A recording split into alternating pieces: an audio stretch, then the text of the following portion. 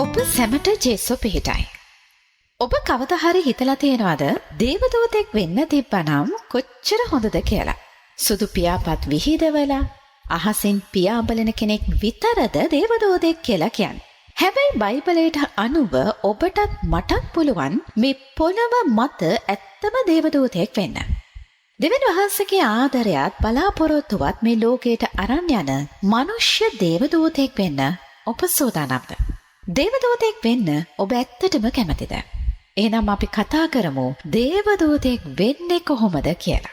අපි ඉස්සෙල්ලාම බලමු බයිබලයට අනුව දේවදූතයා කියන වචනේ සැබෑ තේරුම මොකක්ද කියලා. බයිබලයේ මුල් භාෂාවලින් දේවදූතයා කියන වචනයට භාවිතා කරලා තියෙන්නේ මලක් වගේම අගලුස් කියන වචන. මේ වචන දෙකේම සරල තේරුම තමයි පණිවිඩකරුවා කියන එක. ඒ කියන්නේ දෙවියන් වහන්සේගේ පණිවිඩය අරන් දෙන කෙනාට තමයි දේවදූතයා කියලා කියන්නේ. බයිබලයේ ඕනතරම් උදාහරණ තියෙනවා දේවදූතයා මනුෂ්‍යයට පණිවිඩ අරන් ආපු. ප්‍රධානතම උදාහරණය තමයි මරියතුමියට ගාබ්‍රියෙල් දේවදූතයා තමයි යේසුස් වහන්සේගේ පිළිසිඳ ගැනීම ගැන ඒ අසිරිමත් පණිවිඩය අරගෙන ආවේ. ඒ වගේම ගොපල්ලන්ට යේසුස් වහන්සේගේ උපත ගැන පණිවිඩය අරගෙන ආවේ දේවදූතයා. එතකොට අපි කොහොමද පොළොවේ ඉන්න දේවදූතයෙක් වෙන්නේ? ඒකට අපිට අත්තට ඕන වෙන්නේ නැහැ. හැබැයි අපිට පොළොවේ දේවදූතයෙක් වෙන්න පුළුවන් ක්‍රම තුනක් තියෙනවා. අපි දැන් බලමු ඒ ක්‍රම තුන මොනවද කියලා. පළවෙනි ක්‍රමය තමයි අපේ වචන වලින් තව කෙනෙක්ව නැගිටවීම. අද ලෝකෙ මිනිස්සු ගොඩක් වෙලාවට ඉන්නේ පීඩනයකින් බලාපොරොත්තු කඩ වෙලා. ජීවිතේ නැති කරගන්න තරම් මානසිකව වැටිලා තමයි ඉන්නේ. ඒ වගේ කෙනෙක්ට දෙවියන් වහන්සේගේ බලාපොරොත්තුවේ වගේම සැනසille එක වචනයක් හරි කතා කරන එක දේවදූතෙක්ගේ ප්‍රධානතම රාජකාරිය. බයිබලයේ හිතෝපදේශ පොතේ 12 වෙනි පරිච්ඡේදයේ 25 වෙනි පදය මෙන්න මෙහෙම කියනවා. මනුෂ්‍යයෙකුගේ සිතේ ඇති කනස්සල්ල එය පහත් කරයි. නමුත් කරුණාවන්ත වචනයක් එය සතුටු කරයි කියලා. ඒ වගේම හිතෝපදේශ 16 වෙනි පරිච්ඡේදයේ 24 වෙනි පදය මෙහෙම කියනවා. ප්‍රිය වචන මී වදයක් මෙන්ය. ඒවා ආත්මයට මිහිරි වන්නෝය, ඇටවලට සුවය වන්නෝය කියලා. දෙවියන් වහන්සේ අපිට වචන දීලා තියෙන්නේ තව කෙනෙක්ව මානසිකව කඩා වටන්න නෙමෙයි. තව කෙනෙක්ව බිඳලා දාන්න නෙමෙයි. තව කෙනෙක්ව හැල්ලු කරන්න නෙමෙයි. තව කෙනෙක් නැති තැන කේලම් කියන්න නෙමෙයි. ඕපදූප කියන්න නෙමෙයි. උන්වහන්සේ අපිට වචන දීලා තියෙන්නේ වැටුණු කෙනෙක්ව නැගිටවන්න.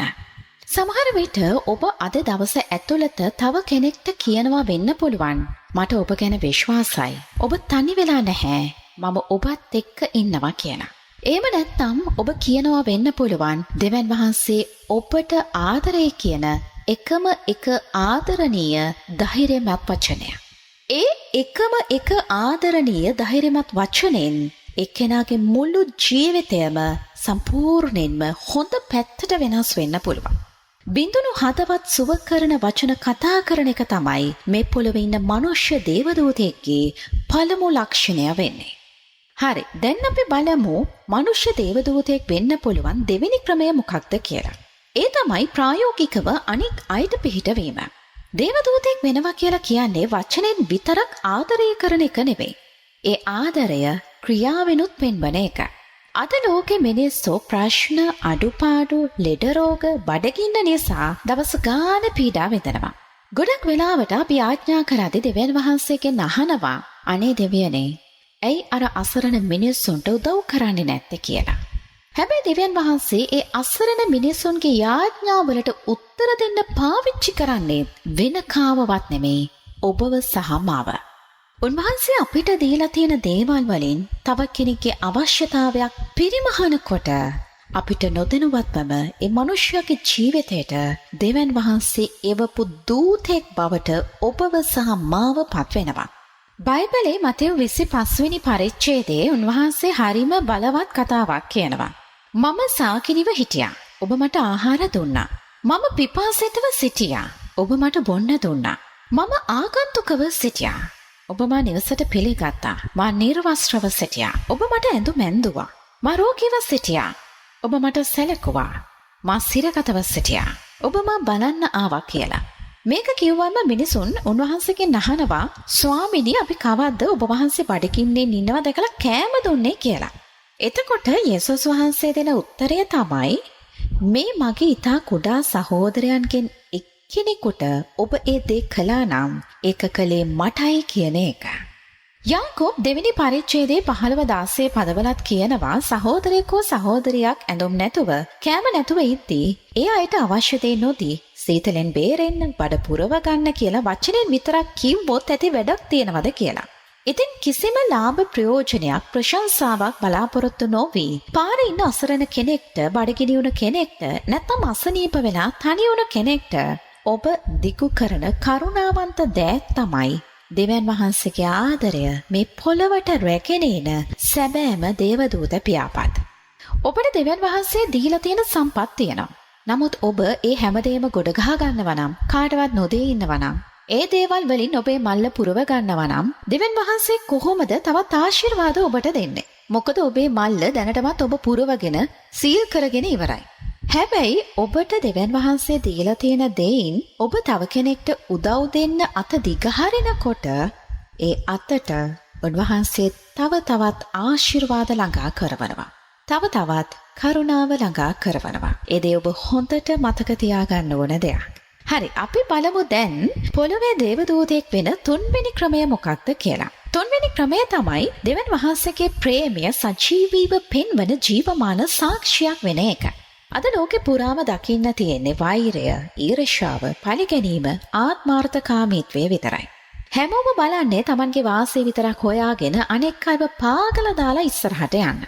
අන්න ඒ වගේ අඳුරු කටුක සමාජයක් ඇතුලේ ඔබ සම්පූර්ණයෙන්ම වෙනස් විදිහකට ජීවත් වෙනවා නම් ඒක තමයි දෙවියන් වහන්සේ වෙනුවෙන් ඔබට කරන්න පුළුවන් ලොකුම දේ. අත්තට තියෙන දේවදූතයෝ අහසේ ඉඳන් දෙවියන් වහන්සේගේ මහිමය ගායනා කරනකොට ඔබට පුළුවන් මේ පොළොව උඩ ඔබේ ජීවන රටාවෙන් ඒ මිනිස්සුන්ට මහිමය පෙන්වන්න. යේසුස් වහන්සේ මතෙව් 5 වෙනි පරිච්ඡේදයේ 16 වෙනි පදයේ මෙන්න මෙහෙම කියනවා. මනුෂ්‍යයන් විසින් ඔබේ යහපත් ක්‍රියා දැක ස්වර්ගයේ සිටින ඔබේ පියාණන් වහන්සේට මහිමය දෙන පිණිස ඔබේ ආලෝකය ඔවුන් ඉදිරියේ බැබලේවා කියලා. ඒ වගේම ගලාති 5 වෙනි පරිච්ඡේදයේ 22 වෙනි පදයේ පෞල්තුමා අපිට මතක් කරනවා ආත්මේ ඵල ගැන. ඒ කියන්නේ ප්‍රේමය, ප්‍රීතිය, සාමය, ඉවසීම, කරුණාවන්තකම, යහපත්කම වගේම විශ්වාසවන්තකම. ඔබට හැමෝම බනිනකොට, ඔබව හැමෝම රිත්තනකොට ඔබ ඒ අයට ආශිර්වාද කරනවා නම්, හැමෝම පලිගන්න හදද්දී ඔබ හදවතින්ම සමාව දෙනවා නම්, හැමෝම අනුන්ව විනිශ්චය කරද්දී ඔබ ආදරෙන් වැළඳ ගන්නවා නම්, ඔබ ජීවත් වෙන විදිහෙන් මිනිසුන්ට දෙවියන් වහන්සේගේ ආලෝකය දකින්න ලැබෙනවා. බයිබලයක් අතින්වත් අල්ලලා නැති දේවස්ථානයකට දවසකටවත් ගිහින් නැති කෙනෙක්ට වුණත් දෙවියන් වහන්සේගේ සැබෑ ආදරය කියවන්න පුළුවන් එකම ජීවමාන බයිබලය තමයි ඔබේ ජීවිතය. ඒ විදිහට ඔබේ මුළු චරිතයෙන්ම දෙවියන් වහන්සේව ලෝකයට පෙන්වන එක තමයි මනුෂ්‍ය දේවදූතයෙක් වෙන්න තියෙන උතුම්ම සහ බලවත්ම ක්‍රමය. හැබැයි මේ හැම දෙයකටම වඩා අපි මතක තියාගන්න ඕන හරීම වැදගත් බැරෑරුම් කාරණයක් තියෙනවා. ඒ තමයි අපි අපේ ජීවිතය ඇතුලේ දිගින් දිගටම පව් කර කර දේවදූතයෙක් වෙන්න බෑ කියන එක. දේවදූතයෙක් කියන්නේ හරිම ශුද්ධවන්ත කෙනෙක්. දෙවියන් වහන්සේගේ පණිවිඩකරුවෙක්. ඉතින් අපිරිසිදු කිලිටි වුණ ජීවිතයක් තියාගෙන අපිට දෙවියන් වහන්සේගේ ශුද්ධ වූ පණිවිඩය ලෝකයට අරගෙන යන්න බෑ. එක පැත්තකින් මිනිස්සුන්ට පේන යහපත් වැඩ කර කර අනෙක් පැත්තෙන් රහසින් පෞකාර අශුද්ධ ජීවිතයක් ගත කරනවා නම් අපි ඒ කරන්නේ රංගපෑමක් විතරයි. බයිබලයේ 2 කොරින්තිය 11 වෙනි පරිච්ඡේදයේ 14 වෙනි පදයේ පෞල්තුමා අනුතුරු හැඟවීමක් කරනවා. ඒ තමයි සාතන් පවා ආලෝකයේ දේවදූතයෙක්ගේ වෙස් ගනී කියලා. ඒ නිසා බාහිරින් විතරක් දේවදූතයෙක් වගේ වෙස් වලාගෙන ඇතුලෙන් පෞකාරකමට වහල් වෙලා ඉන්න කෙන් වෙන්නේ මිනිසුන්ව වගේම තමන්වත් ඔබ රවටා ගැනීම. දෙවියන් වහන්සේට අවශ්‍ය වෙන්නේ අපේ බාහිර ක්‍රියාකාරකම් විතරක් නෙමෙයි. අපේ හදවතේ පවිත්‍රකම. යාකෝබ් 4 වෙනි පරිච්ඡේදයේ 8 වෙනි පදයේ කියනවා පෞකාරේනි ඔබේ දත් පවිත්‍ර කරගන්න. ද්විත්ව සිත් ඇත්තෙනි ඔබේ හදවත් පවිත්‍ර කරගන්න කියලා. අපේ ජීවිතවල තියෙන ක්‍රෝධය, ඊර්ෂ්‍යාව, කාමුකත්වය, බොරුව සහ වංචාව වගේ පෞකාරකම් අත්හැරලා දෙවියන් වහන්සේ ඉදිරියේ සැබෑ ලෙසම අපි පසුතැවිලි වෙන්නේ නැතුව අපිට උන්වහන්සේගේ සැබෑ ආලෝකය ලෝකයට බෙදන්න බෑ.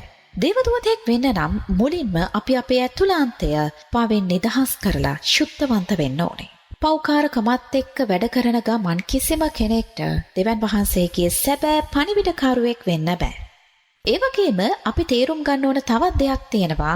හැමදාම ඉරිතට පල්ලි ගිය පළියට නැත්නම් හැමදාම බයිබලයේ පෙරලලා කියවුව පළියට කාටවත්ම දේවදූතෙක් වෙන්න බෑ. ගොඩක් වෙලාවට අපි හිතනවා හැම ඉරිදාම පල්ලි යනවා නම් බයිබල් පද කටපාඩමින් කියන්න පුළුවන් නම් අපි හරීම ආත්මිකයි කියලා. අපි දෙවියන් වහන්සේගේ දරුවෝ කියලා.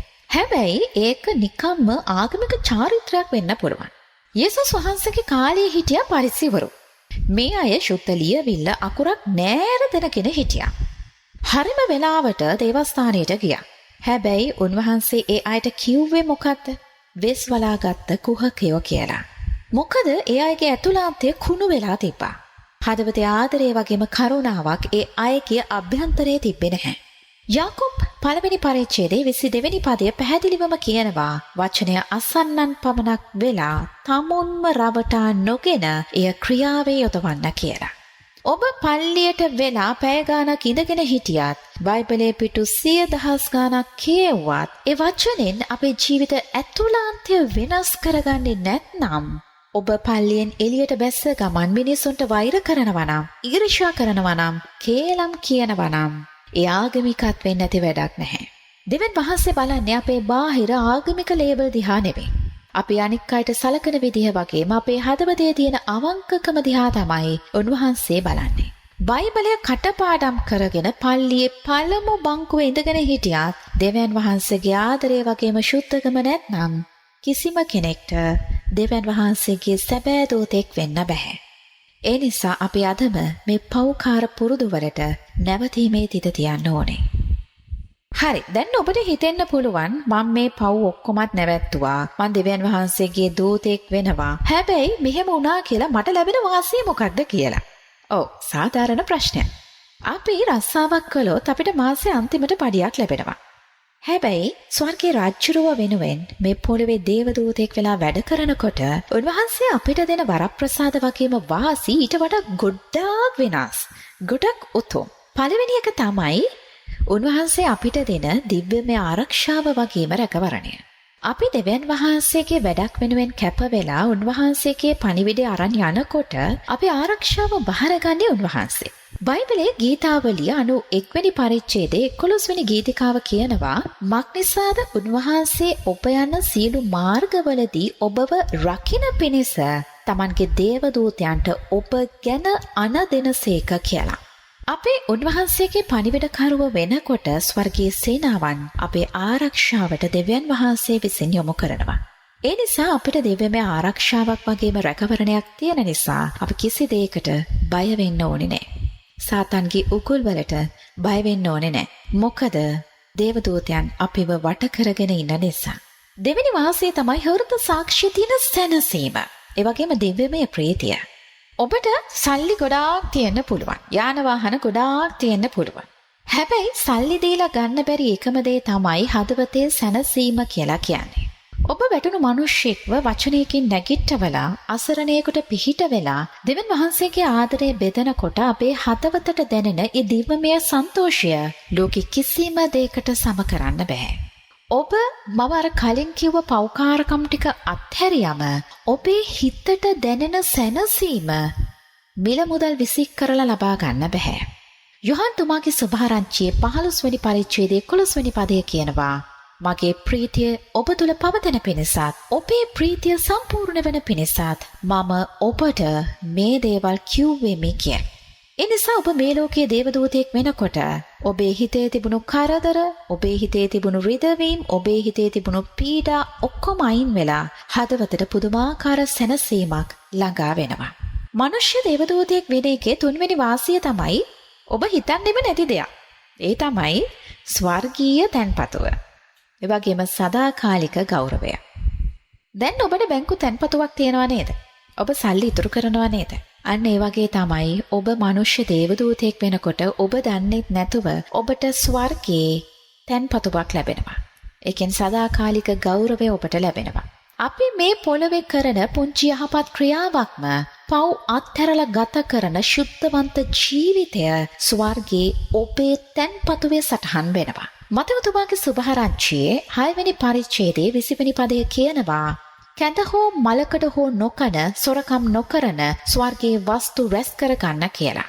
මේ ලෝකේ තියෙන හැම දෙයක්ම දවසක නැති වෙලා ගියත් දෙවියන් වහන්සේ වෙනුවෙන් අපි කරපු දේවල් සදාකාලයටම ඉතිරි වෙනවා. ඒ වගේම දවසක දෙවියන් වහන්සේ ඉදිරියට ගියාම උන්වහන්සේ අපිට කියනවා යහපත් වූ විශ්වාසවන්ත දාසය සර්ව ප්‍රකාරයෙන්ම ඔබ යහපත් කියලා. ඉතින් දෙවියන් වහන්සේගේ දේවදූතයෙක් වෙනවා කියලා කියන්නේ මේ පොළොවේදී වගේම සදාකාලික ජීවිතයේදීත් උන්වහන්සේගේ විශේෂ ආශිර්වාද ලබන උන්වහන්සේට වඩාත් සමීප කෙනෙක්ට. ඉතින් ආදරණීය සහෝදරයා සහෝදරිය ඔබ දැන් දන්නවා මේ පොළොව උට ජීවත් වෙන සැබෑ දේවදූතයා කියලා කියන්නේ කාටද කියලා. ආගමික චාරිත්‍රවලට විතරක් කොටු වෙන්නේ නැතුව පෞකාර ජීවිතය අත්හැරලා දෙවියන් වහන්සේගේ ශුද්ධ වූ ආලෝකය ලෝකයට බෙදෙන මනුෂ්‍ය දේවදූතයෙක් වෙන්න ඔබ ලෑස්තිද? එක වචනයකින් බිඳුණු හදවතක් සුව කරන්න, ඔබේ දෑතින් අසරණයෙකුට බලාපොරොත්තුවක් දෙන්න, ඒ වෙනුවෙන් ඔබ තබන පුංචි හැම පියවරක්ම ස්වර්ගයේ තිබෙන ඔබේ තැන්පතුවේ සටහන් වෙනවා. එසේ කරද්දී දෙවියන් වහන්සේගේ අසීමිත රැකවරණය වගේම ප්‍රීතිය ආශිර්වාදය ඔබේ ජීවිතයට ගලාගෙන එවි. දැන් තීරණය තියෙන්නේ ඔබේ අතේ. ලෝකය ආලෝකමත් කරන දෙවියන් වහන්සේගේ සැබෑ පණිවිඩකරුවෙක් වෙන්න අදම ඔබේ හදවත උන්වහන්සේට බාර දෙන්න. එසේ කිරීමට උන්වහන්සේ ඔබටත් මටත් ආශිර්වාද කරන සේක්වා. ඔබ සැමට ජේසු පිහිටයි.